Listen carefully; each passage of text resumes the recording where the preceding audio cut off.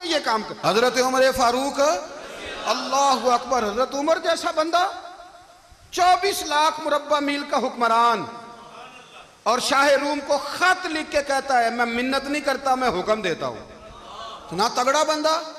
जंगे कादसिया के लिए हजरत साद बिन नबी वकास को भेजा, फतुह शाम पढ़ के देखें। हजरत उमर बड़े परेशान हैं, इतने दिन हो गए कोई रिपोर्ट ही नहीं आई। अब तो मोबाइल है ना, तो एक एक मिनट की रिपोर्ट लें आप, बल्कि आप एक एक मिनट की फ़ोटो लें, आप रिपोर्ट तो दूर रह गई। हज़रत उमर फ़ारूक रज़ी अल्लाह ताला अन्हु बड़े परेशान है कि कादसिया में हज़रत साद बिन नबी वकास के साथ लोग जिहाद करने गए, रिपोर्ट कोई नहीं आ रही। इतने परेशान थे कि बाहर निकल के ना उस रास्ते पे बैठ जाते जो रास्ता कादसिया की तरफ से आता था।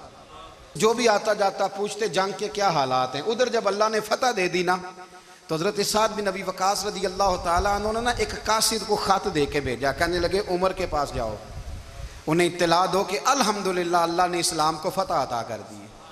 ये हज़रत उमर को जाके देना।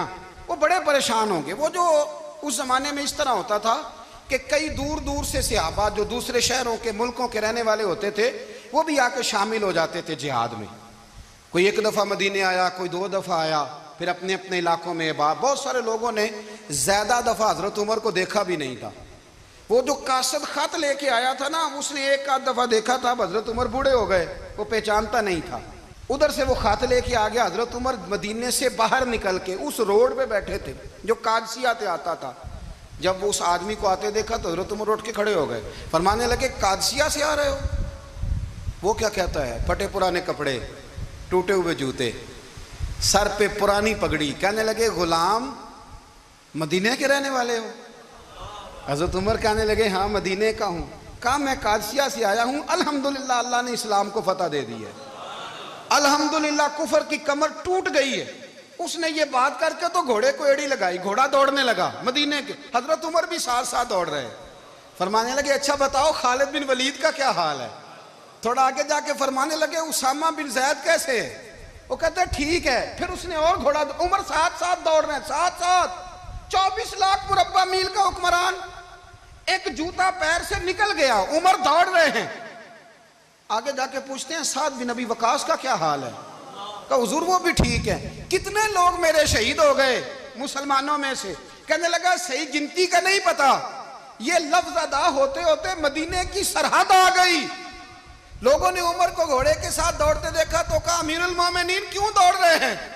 वो गुलाम छलांग लगा के नीचे आया, कदमों में बैठ गया। कहने लगा हुजूर आपने बताया ही नहीं आप अमीरुल मोमिनीन है। आप फरमाने लगे क्या बताता? मैं तो ऊंट चराने वाले का पुत्र हूं, क्या बताता? वो उमर हूं जिसने अपने गुनाहों का हिसाब देना है, क्या बताता? जो साद बिन नबी वकास को जिहाद पे भेज के खुद बुज़दिलों की तरह घर में बैठा है, क्या बताता? कोई हैसियत नहीं, कोई तार। तूने अच्छा किया, तू तो मुजाहिद था, मुझे साथ साथ दौड़ाया, तूने अच्छा किया। जितने लोग थे चीखे मार के रोने लगे। हज़रत फ़ारूक आज़म से कहने लगे उमर जब तक तेरे जलवे रहेंगे अल्लाह कामयाबियाँ ही अता फरमाएगा, जब तक तेरा रंग रहेगा अल्लाह ताला नवाजता ही रहेगा। कुछ नहीं, कभी अपना आप जाहिर ही नहीं किया। बहुत बड़े थे, बहुत बड़े थे हज़रत उमर, बड़े थे। हज़रत अबू राफ़े गुलाम थे, कुरान पाक बड़ा सोना पढ़ते थे। हज़रत उमर जब भी उन्हें मिलते कहते अबू राफ़े तो उमर से अच्छा है, कुरान बड़ा शानदार पढ़ता है।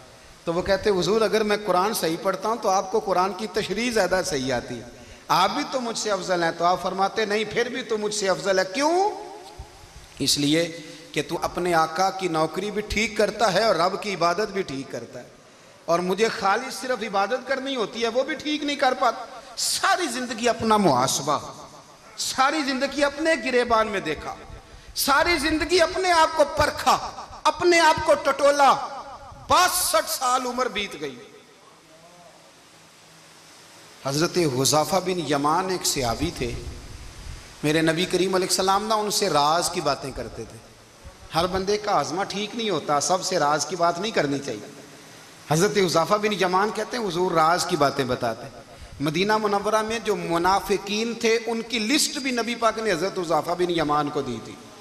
जब कोई मशकूक आदमी मर जाता ना तो सहाबा कहते हम देखते अगर हज़रत हुज़ाफ़ा ने जनाजा पढ़ा है तो हम भी जनाजा पढ़ लेते। नबी पाक ने भी कुछ जनाजे नहीं पढ़े, तिरमिज़ी में है, फरमाया उस्मान से जो बुग़्ज़ रखे उसका जनाजा नहीं पढ़ेंगे।